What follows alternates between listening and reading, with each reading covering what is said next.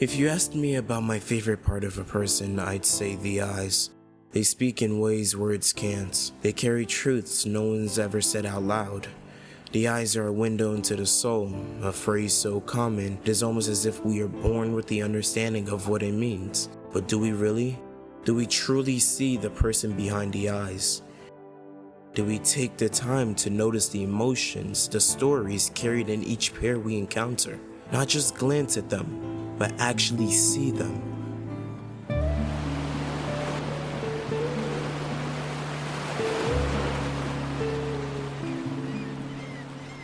How well do you know the people around you? Your parents, your teachers, your lover, or your friends? Do you know them or just the version you want to see? Do you see them or do you see past them? Sometimes we rush toward what we think we deserve and forget the value of what we already have, who we already have. Every story that they can tell, every lesson that they can share, their words, thoughts, and their love. And sometimes it's not even about who we want to know, it's about how much we're willing to see. The heavy toll of life drawn across a face you can never forget. The bags from sleepless nights under the eyes you could find yourself lost in. Or the sorrow buried in the voice of a friend who never fails to make you laugh. The kind who turns their own shadow into a lantern for everyone else. A light that you cherish, that you adore. A light you never realize you're losing until it's gone. So cherish the opportunity that you may not always have. Don't leave yourself with only the question of why. Why I never asked. Why I never noticed the sadness in their laugh or the shadows hidden in their light. Why didn't you just see them? Because we looked, but we didn't truly see. In that broken lens, the one that filtered out their pain to preserve our comfort isn't discarded when we look inward.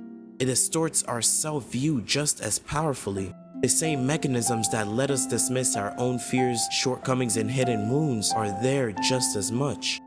And maybe, just maybe, the person you've been overlooking the most is yourself. To be reminded that you are as much of an important character in the story of the world, because you aren't just noise or something to be forgotten. You are here, living, breathing, hurting, hoping. You are human too.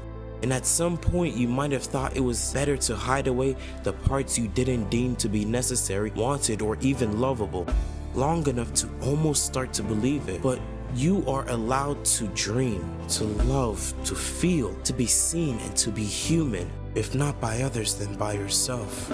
So as much as you offer that grace outward, don't forget to offer it inward too. You deserve to be seen just the same. And that's when it hits you, how much it truly means to be seen. And from there, the question isn't, do you see them, but will you choose to?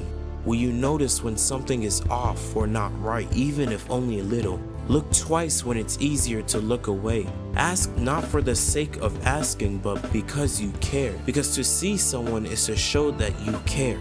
To be curious enough to know what they hold inside and present enough to hold space for it. And maybe, just maybe, the first step to this is letting yourself be seen too.